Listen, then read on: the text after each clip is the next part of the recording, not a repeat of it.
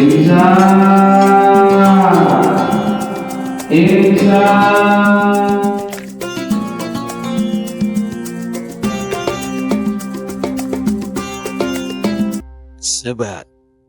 sebelum imsak.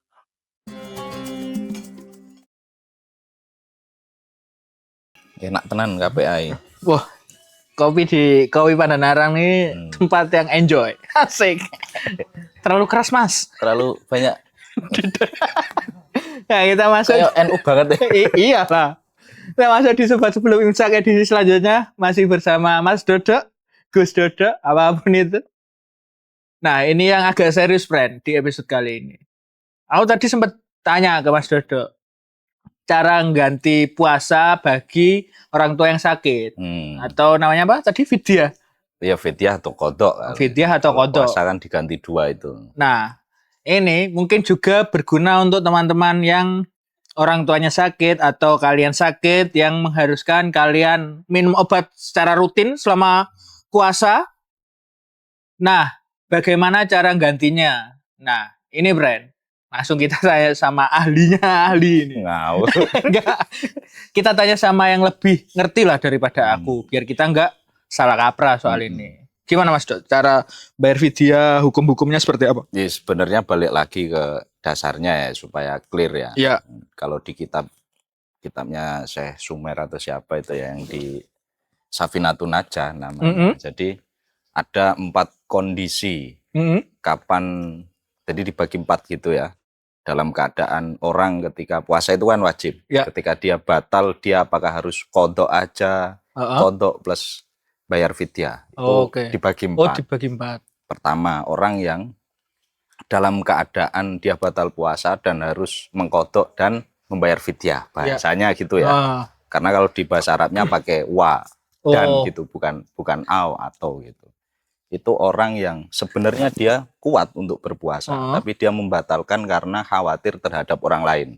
Mau misalnya? Misalnya ibu menyusui. Oh iya. Dia kan kuat puasa. Betul. Tapi khawatir yang disusuinya atau asinya nanti nggak keluar. Oh, nah, itu dia wajib untuk kodok dan membayar fidyah. Oh, double berarti. Ada orang yang hanya wajib kodok. Misalnya dalam konteks perjalanan safar gitu. Oh iya. Dia batal puasa, membatalkan puasa, dia harus kodok. Ada orang yang hanya wajib fidyah, nggak wajib kodok. Contohnya orang ketika sakit, tapi sakitnya itu kemungkinan masih bisa sembuh. Oke. Nah itu dia membayar fidyah, karena nggak mungkin dia puasa kan, lagi sakit. Yang keempat, ada konteksnya orang itu tidak wajib kodok dan tidak wajib fidyah. Oke. Misalnya orang sakit dan dia tidak akan sembuh, gitu. Divonis dokter dia nggak akan sembuh. Dia akan tergantung dengan obat terus, perawatan terus. Nah itu tidak wajib kodok dan tidak wajib fidyah. Oke. Gitu. Jadi kalau konteks pertanyaannya, bagaimana mengkodoi orang tua misalnya kalau ketika sakit, ya balik lagi, banyak ulama yang bicara selama nyawa itu masih nempel di badan kita, itu masih kewajiban kita untuk mengkodok. Oke. Kecuali kalau orang tua kita udah meninggal, gitu ya, dan dia punya hutang puasa, baru ahli warisnya itu boleh untuk mengkodoi. Kodok ini mengganti puasa ya, mengganti berarti dengan mengganti puasa di hari lain yang boleh untuk melakukan puasa, Bren.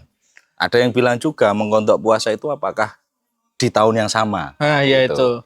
Kalau kelewat tahunnya kayak gimana? Gimana? Nah, gimana? Diakumulasi nggak sih gitu? Iya, sebaiknya dilakukan di tahun yang sama. Misalnya tahun ini Debi nih misalnya nggak sengaja megang-megang burung, main burung gitu terus keluar gitu kan. Iya, keluar burungnya yang keluar, geng. Burungnya yang keluar gitu. Main nyari angin. Itu seyogyanya atau lagi safar terus batal puasa, seyogyanya ditambal ketika tahun yang sama. Sebelum masuk Ramadan. Nah, itu kok kejadiannya juga bisa dibagi 2 itu. Dalam pengontok itu. Pertama pada tahun yang sama, dia sebenarnya mampu untuk mengontok. Tapi ditunda karena ada hal-hal yang di luar teknis, itu boleh di tahun setelahnya. Diakumulasikan. Iya. Ada yang memang misalnya dari rumah sakit nih, sakit. Iya. Terus dia divonis sembuh. Gitu kan.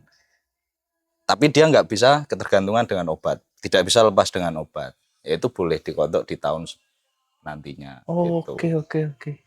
Ada Ini yang ekstrim juga deh, apa ini? kayak gini. Tapi saya kurang agak setuju ya. Iya, iya. Agak setuju. Ya, oke. Dengan misalnya kamu sakit selama puasa 10 hari. Terus divonis dokter mau mati gitu kan. Nggak sembuh. Terus keluar dari rumah sakit udah dinyatakan sembuh dan sebenarnya kamu puasa bisa. Kamu batal puasa misalnya 10 hari.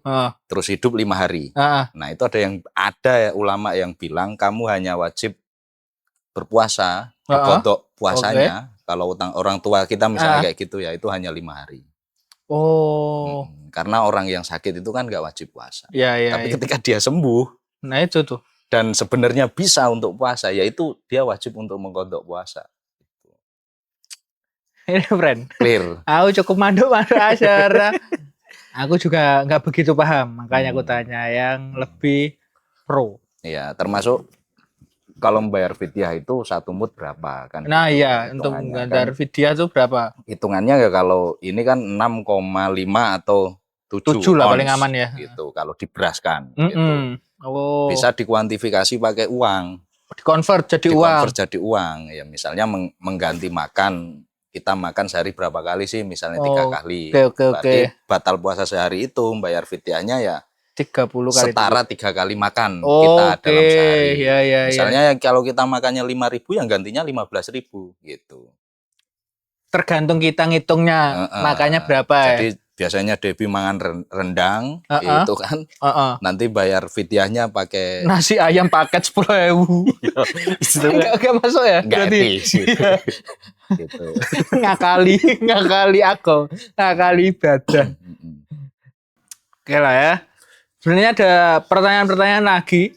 Cuma ini biar kita simple aja. Atau bukan biar simple sih. Biar kita tuh bisa mengerti lah lebih dalam lagi. Makanya videonya dibikin cuma 6 menit atau 7 menit lah ini. Oke, friend? Itu tadi soal hukum mengganti puasa atau membayar puasa bagi orang yang sakit, orang yang batal, dan lain sebagainya tadi udah dijelaskan. Terima kasih. Sampai jumpa di Sebat Sebelum Imsak edisi selanjutnya, friend.